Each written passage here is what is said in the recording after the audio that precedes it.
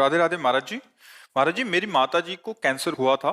हम लोग अपने प्रभु हनुमान जी से प्रार्थना किए कि अगर ठीक हो जाएंगे तो एक छोटा सा घर के बाहर मंदिर बनाएंगे। परंतु महाराज जी, माता जी ठीक हो गई, पर हनुमान जी का मंदिर बनाने पर सब लोग मना करने लगे। अगर घर के पास मंदिर है तो उसकी देखभाल ढंग से नहीं किए तो और बुरा लग हो सकता है। इसलिए महाराज जी आप बताएं, अब हम क्या करें महाराज जी। हमने तो ऐसे उचित तो यही है कि जो हम प्रभु के सामने संकल्प करते हैं, सेवा का, मंदिर का या कुछ भी, उसको पूरा करना चाहिए।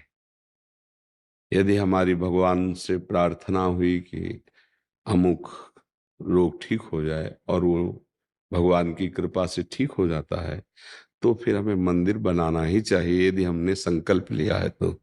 नहीं फिर ये ऋण सा बना रहेगा और आपके लिए हानिकारक रहेगा। इसीलिए हम प्रार्थना करते हैं कि बच्चे बनो, घर के बच्चे बनो, तो ये सब बातों से बच जाओगे। जैसे हम अपनी मम्मी से कोई बात मांगे तो बदले में कुछ देने की बात रहेगी क्या? क्यों? कि मम्मी तुम आज हमको ये खवा दो तो हम तुम्हें ये देंगे। कभी ऐसा आता है मम्मी तुम हमें ये बना के क्यों नहीं खवाती? क्योंकि मेरा अधिकार है, तुम मेरी माँ है। समझ लेना। पापा मुझे ये लेना है। कभी हम कहते हैं क्या कि पापा अगर आप मुझे ये दे देंगे तो मैं आपको ये दे दूंगा? इसलिए नहीं कहते कि मुझे पता है मेरे पास पापा किसी और कुछ है ही नहीं, जो कुछ है पापा है। बस हम ठीक बिल्कुल सरल भाषा में बता रहे हैं, मेरे प्रभु माता है, मेरे प्रभु पिता है। हम उनसे रोकर प्रार्थना कर सकते हैं, उनसे मांग रख सकते हैं। ये बदले में देने की बात हम क्यों करते हैं? क्योंकि प्रभु मेरे नहीं है, यही तो प्रतीत हो रहा है ना। एक सौदेबाजी जैसे हम किसी के पास गए और कहा कि भाई आपको हम रुपया देंगे, हमारा एक काम कर दीजिए। सोचो हम अपने प्रभु को क्या मान रहे हैं। एक विचार करके, आप विचार करके बताना हमारी इस बात को कि हम अपने प्रभु को क्या प्रभु मान रहे हैं? क्या अपने प्रभु को अपना स्वामी मान रहे हैं? क्या मतलब इसे आप क्या कहेंगे? ये धर्म है? ये भक्ति है? या आप भगवान को मानते हैं? हाँ, आपका सब कुछ है। आप प्रेरणा करेंगे, आप व्यवस्था करेंगे, मंदिर क्या आपका है? हमारा हृदय आपका मंदिर है, घर आपका मंदिर है। हम तो नौकर हैं। अब किया संकल्प, अब फंस गए, क्योंकि प्रभु को अपना नहीं माना ना, प्रभु को पराया माना, तभी तो देने लेने की बात होगी। क्यों भाई? देने लेने की बात मम्मी पापा से होगी क्या?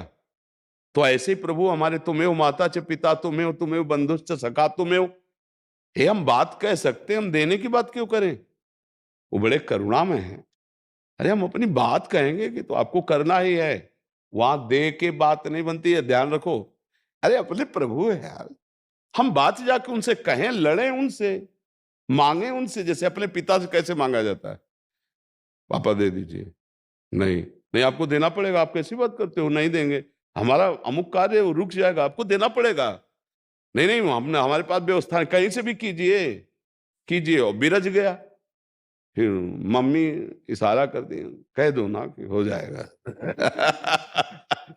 देखो हमारे, चाहे आप सियाराम बोलो, चाहे राधे श्याम बोलो, है हनुमान जी कौन है? सियाराम जी के ही तो परम प्रेमी है। तो हम अगर हम सियाराम जी को स्वामी मानते तो हमारे भाई के समान है, हमारे मित्र हैं, हमारे बड़े हैं।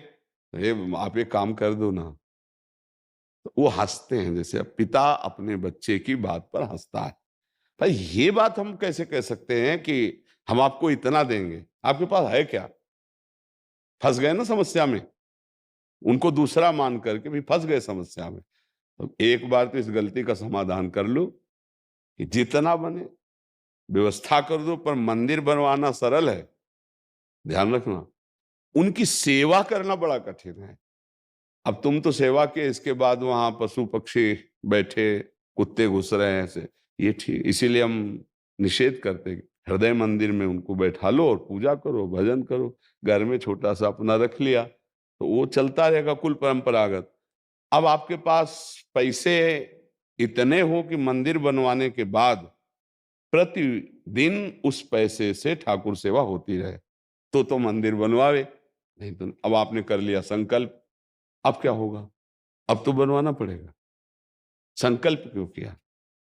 ये मतलब बहुत हमें सोचना, कभी भगवान से ये नहीं कहना कि हम 1 लाख का तुम्हें भोग लगाएंगे। यार मतलब महालक्ष्मी के पति है, तुम 1 लाख में घूस से काम चला